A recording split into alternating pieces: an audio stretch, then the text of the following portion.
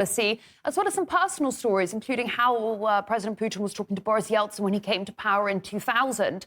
On the home front, key issue, boosting the birth rate, as well as reiterating those ambitious infrastructure projects throughout the country and commenting on Russia's economic state. Just a reminder, Moscow's economy outpaced both the US and EU economies in 2023 with an increase of 3.6%.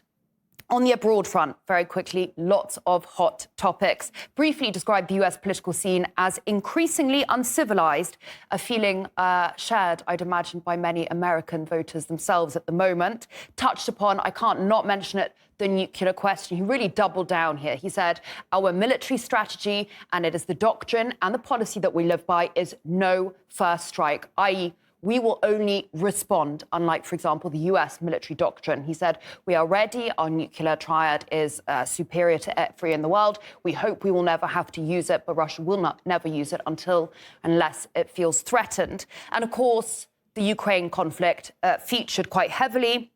He said that goodwill gestures have run out. That said, Moscow was and always will be pro-negotiations. He remembered, of course, those failed peace talks in Istanbul in the spring of 2022, reminding people that then UK Prime Minister Boris Johnson torpedoed them, something which Johnson has since denied, but which has actually been confirmed by numerous Ukrainian officials since. And finally, about Western nations involving themselves even further in the conflict, he said, it's very clear, neither the delivery of more Western aid or putting NATO troops on the ground will change the course of the war, and that perhaps French President Emmanuel Macron's recent comments about sending French soldiers or NATO troops there is perhaps tinged by bitterness, with the numerous Sahel nations kicking French soldiers out and turning increasingly to Russia in terms of military cooperations. Like I said, very comprehensive. We will be bringing you analysis in the coming hours. If you want to watch back